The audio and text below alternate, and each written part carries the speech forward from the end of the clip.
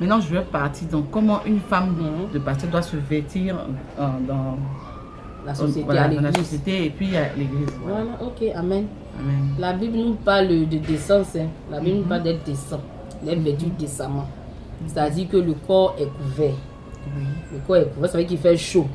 Donc on n'a pas de commencer à couvrir le corps ici quand si l'orteil. Mais nous savons les parties de la femme ne doivent pas être exposées. Voilà. Nous savons cela. Oui. Même dans le monde, là, quand tu es mal habillé, même le monde te corrige.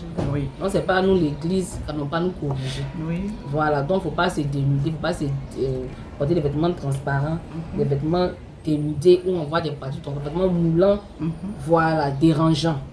Voilà. Ça, on trouve ça dans 1 Corinthiens, comment la femme. 1 Corinthiens 11, sur la tenue de la femme dans les assemblées religieuses. Modeste, sans des les grandes parures, voilà. Sans des, c'est-à-dire que de la sobriété, être sobre. Voilà. Exactement. Donc on doit être sobre. Maintenant, moi, tu vois qu'on constate plus ça tout. La sobriété. Maintenant, c'est la mode qui a pris. C'est vrai, on n'a pas de ne pas porter des trucs chers, mais de ne pas s'habiller. Mais on a l'impression que la mode a tout pris le dessus. Voilà. La mode a tout. Si tu n'as pas eu le sac Gucci, mais tu n'as pas eu même des lunettes, même. C'est vrai, on se conforme au siècle présent, c'est ça. On regarde les Européens, on regarde tous les Européens. Oh, on doit se fixer sur vraiment la décence. Comment Dieu veut qu'on soit. Ça fait que ça fiche les autres femmes qui n'ont pas. Voilà. Elles veulent forcément ressembler à cette servante, cette, comment dire, une femme du pasteur, ou bien une autre servante.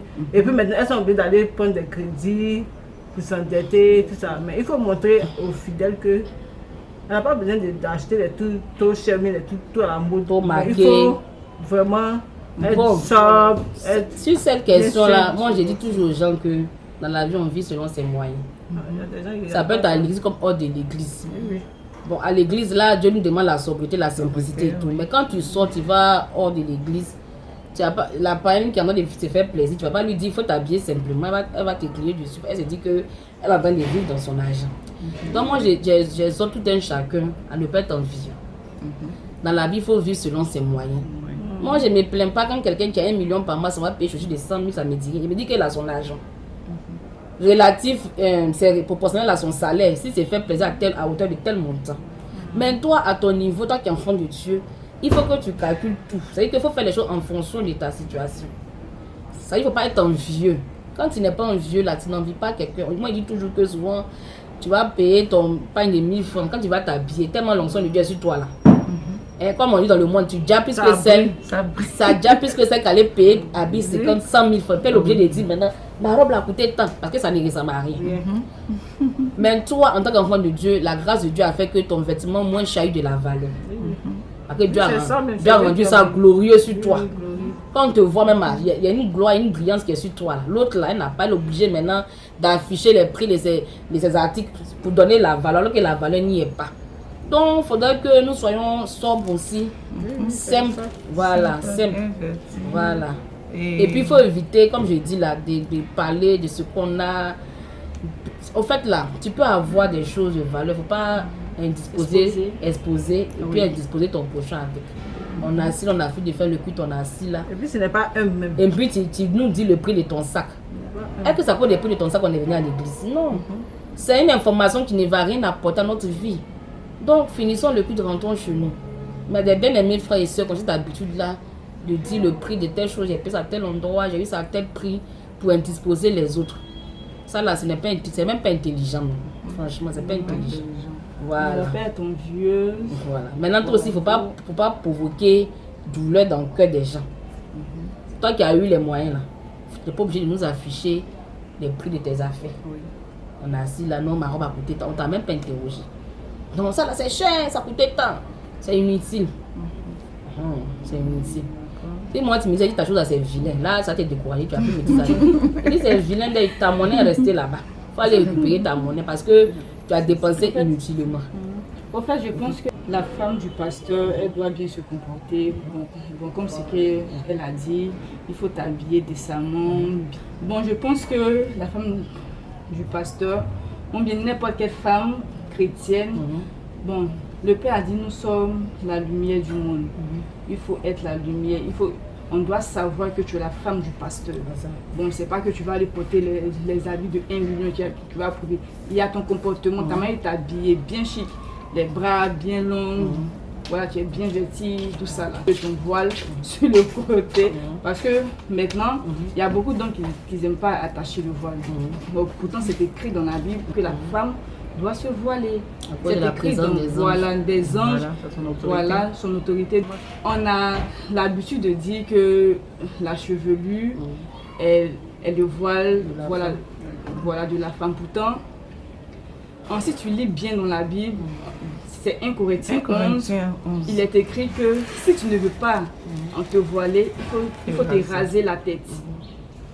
Il est honteux. Il est honteux pour une femme de se raser la tête. Donc je ne comprends pas d'où vient la chevelure et comment on appelle ça. Ici même il est marqué, jugez en vous-même. 1 Corinthiens 11, verset 13. Jugez en vous-même. Est-il convenable qu'une femme prie Dieu sans être voilée?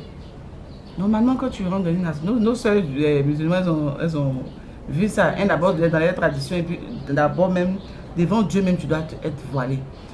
Ça, c'est en servant Dieu. Si tu sers Dieu, tu peux te voiler chaque jour. Moi, ça ne me gêne pas de me voiler chaque jour. Mais quand même, elles qui ne sont pas habituées et qui ne servent pas Dieu, elles peuvent se voiler dans l'église. Dans la présence de Dieu. Voilà. Maintenant, pour nous qui sommes à plein temps servantes de Dieu. Profession de service. Voilà, nous on a en plein temps servantes de Dieu. Là, on doit moi, je me vois chaque fois parce que je dois être en communion tout le temps avec Dieu. Parce que Dieu parle à chaque moment. C'est ça. À chaque moment, il nous dit des choses, il nous informe. Non, fais ceci, fais cela. Il nous guide même comment marcher. Où tu dois aller, où tu dois faire. Voilà. Donc, pour nous, on peut ce truc. Maintenant, ça dépend de chaque femme. Ça dépend de chacun. Moi, je dis ça. Mais pour une femme de pasteur dans l'assemblée, et puis qui ne fait pas de profession de servir Dieu en plein temps comme son mari, elle peut être voilée. Maintenant, si ça dépend de toi encore, si dans ton service humain, ça ne gêne pas, tu portes. Ça dépend de toi. Ça te gêne aussi, tu laisses. Mais moi, je veux vraiment appuyer dessus pour dire non, que dans les églises, là, il faut être voilé parce que c'est un respect. Pendant le culte, pendant la prière. On voit ça de moins en moins. Même les elles refusent. Même les révérends, les grands pasteurs. C'est un respect. Elles ne veulent même pas. Elles n'en parlent pas. Même à l'église. Bon, il y en a d'autres qui remplacent les voiles par des chapeaux, les coiffes. Oui, c'est ça, chapeau, c'est Voilà. Les chapeaux, il n'y a pas de problème. L'essentiel, il faut avoir une couverture. Voilà. Pendant que tu exerces ton ministère à la chair.